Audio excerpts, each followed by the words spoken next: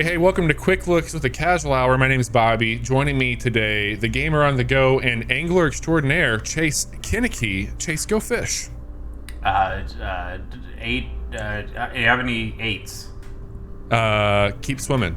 Keep on swimming. Okay. All right. Chase, I'm going to apologize right now. Uh-huh. Because I'm about to do something to you that I think is a bad thing. Oh, are you okay? We're going to be taking a look at Pacifish today, a game that I kind of stumbled into. I've played, questionably, play's an interesting word here today. I've experienced this game for some time now. What do you know about this game? I know extremely little. You gave me a slight bit of information here. It's developed and published by Conifer Studios. Conifer, that's the tree. Okay. And Conifer Studios is really just one guy. His name is Nathaniel. He gets some help from a couple of other people, but this seems to be... It's not necessarily his first game, it sounds like, from his About section on the website, but the only game that I see here is Pacifish. Actually, okay, you go to projects, and he's got some other projects here, but Pacifish seems to be this kind of first... is this even a commercial product, Bobby? Or I don't. Did you buy it's this free. game? I know. Okay. It's free to play. Okay. Yeah, it looks like he did all the programming, the UI, and the design. He's got some people who do like sprites and images and music for him, bugs and all that stuff. He's got just an email account here, and there's a Discord supporting it as well. But this is a very interesting game, Chase. So this is a browser-based game? Is that what you said? So it's on Steam. You can get this on Steam, but it is also playable in a browser. And this is something that we've been playing some games over on our Twitch channel. Specifically, I've been playing a lot of Monster Hunter with Johnny and Jason, friend of the show. Mm-hmm. And I've had this game running just kind of in the background on my computer while I'm doing that, and like in between, like while we're all waiting to get into the next hunt or whatever like that, I'll click over and check on it. So it's kind of grown in some ways that I wasn't expecting it to. I think it's a very fascinating game. So as you can see here, I've got an auto fish happening, and this is what I would call out as like the main area. You select a location. So when you first start the game, you have this area down here, the backyard pond, and you can't open up this area, the forest river, until you hit level 10. And as you can see right now, I'm at level 16. You're a level 16 fisher. Yes. You're a level 0 swimmer. Correct. So swimming became available at level 9. Okay. And I'll get into that in a second. All this stuff over here, like when you first start the game, the only button you have is market, and you have the area info. So you can see here what fish are going to be available, what materials you're going to gather, other things that you might find, which is a double plug, which is it's a recipe for a lure, and then the same thing for a green gem. Is that what the kids are calling it these days? Yes, that is it. Over here on this window, you're going to have the fish that you're catching. Here's the materials that you can gather, and then other are going to be those types of gems, and these are going to be used specifically for things in your workshop. In this workshop, I can't remember when that became a thing for us, but over here you have a forge. We won't get that for a while. We got to get to level 25 before the forge unlocks. But here, I could make that double plug if I had the materials, which I don't. And when you start the game out, you have this string on a stick, and you have you can equip this shiny hook. But the first one that you have is you have to manually click. So like I click once, it fishes, and it's going to stop. So when you first play the game, you're a little bit more like, okay, this is kind of shit because I'm doing that. But your levels go up very quick. Shortly thereafter, you can craft a real fishing pole, and now this is on auto. So if I click just once, just like all real fishing poles, they automatically work without any input. Yeah, that makes sense. So that's fishing, and you can see the drop rate of the types of fish that are going to be in this area. Mm-hmm. Can you go back to your fish in the menu? Yep. Okay, so you have a lot of very tiny yellow sunfish, I guess. Yeah, I got a lot of sunfish. I got a Swedish fish. Delicious. I got a Buddha fish, gold sunfish, and a gold Swedish fish. Over here in the market, they've got a few things that we can buy now. So you can, I can buy this if I wanted to. I can sell also, and you can set the layers. So I can buy just 1, 10, 100, 1,000, or max. Okay. So if I wanted to sell my fish, I could sell all of them, and that would go into it. Here we have another ticket. Just a quick thing about the market, you can see that everything has a level to it, which is interesting. So you have a level as a fisher. You called out my level 0 swimming. You have a level here for the market. There's also a hatchery that you can have running in the background. And beyond that, we're going to go ahead and leave. You've got the workshop. You can eat. So I can eat some of these here and get some buffs. There's a straight up fight, which is like what? you can fight a fish. We'll come back to that. Okay. Here are the depths, which I believe are more like long-term kind of stretch goals. Sure. On what you can do. The pavilion is something. So I take that back. You asked me earlier if I had like bought this game. The game is free. There's a $5 opt-in that you can get, and it's a little bit more passive stuff that you can get. So every 30 minutes it's going to give you things that you can claim. So I can claim this money, which I just did. I'm going to claim our tickets, and I'm going to claim some experience, and then there's also skins that you can get when you pay them $5. Okay. So every 30 minutes you gain rewards appropriate to your level. The awards can stack, and you can equip cosmetics on your poles and tackle. So that's, I wanted to throw a little money their way. I thought this was a cool project. Said, hey, you know what? $5 for sure. How much time do you think you've put in so far? Oh man, I don't know. I felt like yesterday I had this running for hours. Okay.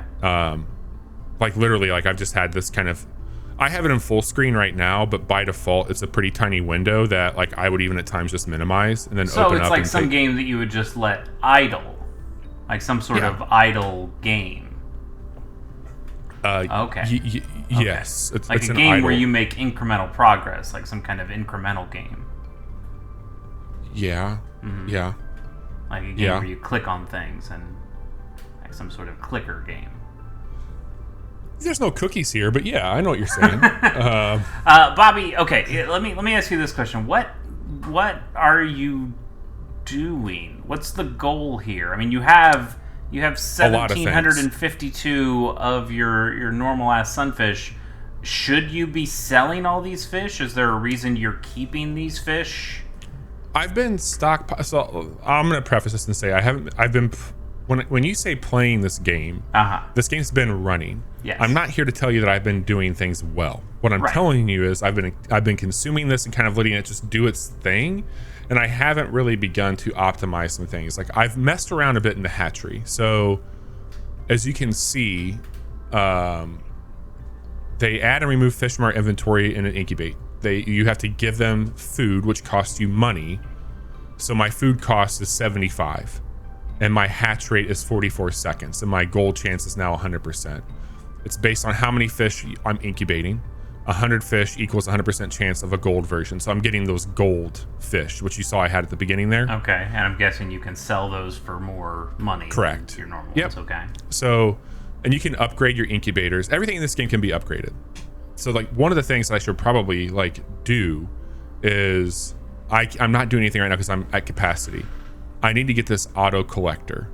And that's 50K. So if I collect everything, now you're gonna see this progress bar on all these start to go. Yeah, they're back to fucking. They're back to fucking. So the fish are fucking. All that's going there.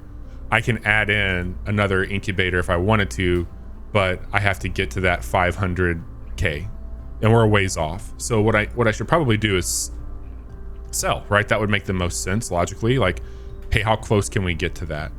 The other piece here is like I want to get this better pole. So as I'm bouncing around all over the place here, I have 4 pieces of metal. I need 20. So could I buy 16 pieces of metal and make that pole, which are going to do us some favors? So I'm going to grab 10 of these, and that's easy. That's $740. Like, why wouldn't I? I'll go ahead and grab another 10. Whoops. Where's your money? Oh, I see it now. Okay. Yeah, down here. So I just bought all those. So I'm going to come over here really quick. I'm going to make that pull so we get that out of the way. All right, great. So this one, in comparison to the one that we're using right now, because this is the first pole that I got. The first one is a real fishing pole that auto casts 4.5 seconds on its own without any bait on it. Okay. That's your percentages for your rare and your common and then your other. If I go over here to this one, like I'm gonna have an even lesser chance to get materials, but I have a better chance at rare. Okay. Also, the auto cast goes up a little bit on it. So if I Right. switch over to that one and I get out of the market, you can see that this has gone up to 10.9 versus 9.1. So you can start to get really granular on like trying to do some shit. Cause like I have this here. So I catch everything with 2 more experience, but it's 30% slower. Sure. I don't really care because this is going to be in the background. So like that was a pretty fair trade-off for me. And materials, I don't need a ton of them right now. I'm doing pretty good there and I can buy them. So anyway, I got that all hooked up. The other thing that we could make would be this here. And I don't have enough plastic. So why don't we do the same thing we just did before I dive too deep into this? Go to market, and then I need to get plastic.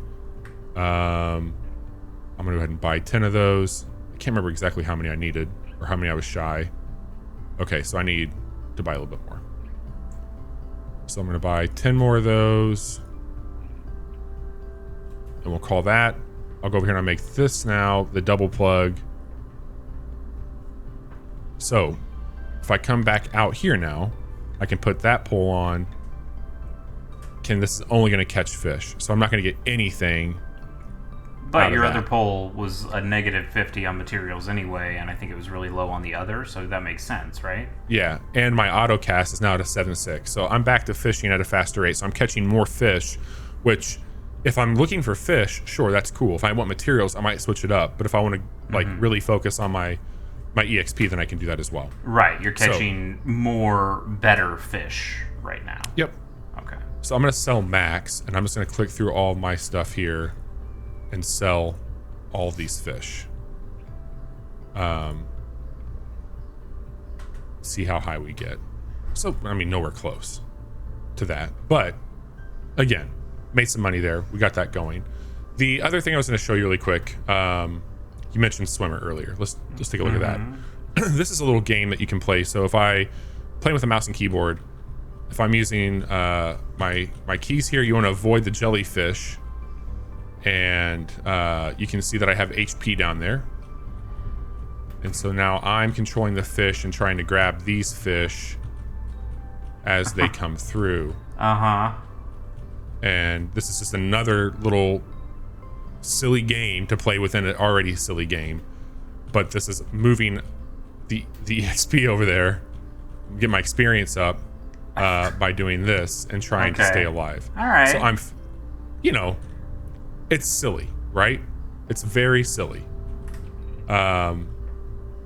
You mentioned, I think when we were getting ready for it, like a Flash website, and it's definitely not a Flash website, but it certainly feels reminiscent. Steve Jobs took care of that. He killed it. Killed it all. Killed him dead. So you want to avoid the jellyfish. Your health will restore over time. After not moving for a short while, the swimmer will become inactive. So like, that's that piece of it. Let's go to fighting. So fighting. Yeah. When you're resting, your HP is going to go up. Depending on where you're at. So this is the backyard pond. I'm going to switch this over now. And I'm in a tougher area because we have unlocked that. These tickets that I have, let me come back out here and show this. This ticket here, this 5,628. Yeah. That's a different currency, all right? That's a fight currency. That goes in to all of these stats down here at the bottom. Okay. So I can stack those up, and you can see that I've been putting some work in, because like my next upgrade is pretty high on a lot of my damage, speed, and HP. That's my speed. Your bar's going through there. You can see the enemy that you're up against. I'm fighting a brutal rock right now. Sure. Here's some information about what this is. So dying will reduce the enemy by 1 level. Off, there's no change to the enemy level. I don't really want that to happen. fighting and resting. While you're fighting, click the rest to recover HP. While resting, you can continue to fight. Same thing happens. So if I'm resting, the enemy's going to go up in health as well. And then the boss fight is what you need to progress it. So let's just take a look at... I'm going to rest really quick and get my HP up. Then we're going to go right into a boss fight. So we're going to fight this barbaric Buddhafish, which has a HP of 500. He hits pretty hard, but we're faster. We're not going to win this one. I can tell you that much right now. His health is just going like right back up. I don't know what he's doing to have that happen, but yeah, we're not quite there yet. So I could increase some like crit damage. So like, let's go ahead and do that.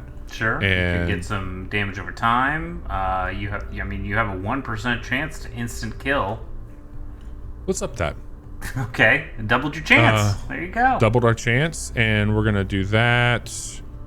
Block damage, why not? So that's the fighting game. It's really silly also.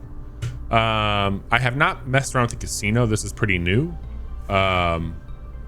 Again, oh god, another game within a game that you can be playing. It's wild. It's a very fascinating thing to me. Like, for the most part, I think it's cool that like I'm just actively fishing, and like you asked me earlier, what's the point and purpose?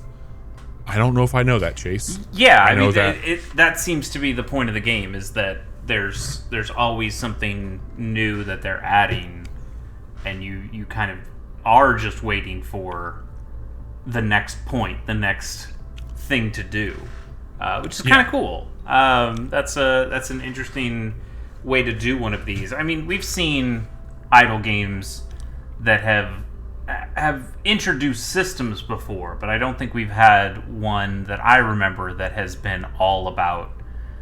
solely been about what if we just kept adding more systems, which is kind of neat, kind of daunting and overwhelming for sure, but kind of cool. Bobby, what kinds of what's your history with these idle incremental games? Man, I'm trying to think about that. Like, I don't think I've played a lot of them. I think back to, it's not even one of these games, but it had kind of a miniature one of these, Ni no Kuni 2. Sure, and like how you could like let that city kind of build up and do shit. And I think on mobile, there's been the pay to win or the free to play stuff where it's like, hey, you can speed this time up to build this building by paying us $1, you know, like. Right. But I don't think that I've spent a lot of time in this genre. Yeah, I've played a few. This is definitely not my preferred genre. I mean, I played a lot of Tiny Towers. Tiny I remember Tower, that one. Yeah. When I was in college, played quite a bit of that. Last year, I don't think we did a quick look of it, but I know I mentioned it on our podcast that we do every Wednesday night. And that was Trash the Planet. The raccoons that are converting trash or taking trash, and that was pretty good. And that one had an end point to it, and it had a story that it was going with, and that was kind of the gimmick with that one, is that, hey, this is not one of these clickers that you're going to just play forever. You are going to get to the end, and we're telling kind of a story, and we've got some interesting characters, and that was something compelling to this one that you know, it doesn't appear to be much of a story that you're going on with here, but you just seem to be adding so many different things. I mean, Candy Box seems to be like the original, hey, this is a clicker, but it's got more to it than you think. I remember that one being a big deal. This is pretty cool. I'm kind of liking what I'm seeing. Yeah, it's weird and wild and goofy.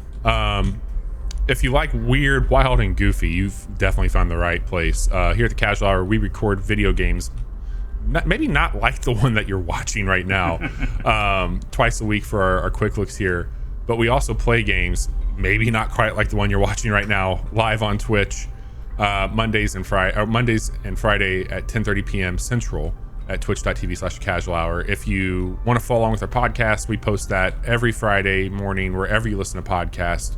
We record that live on Wednesdays right there on Twitch.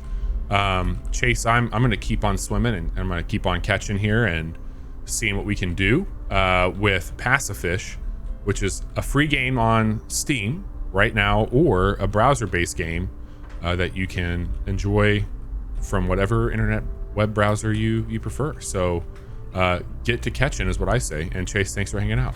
Thank you.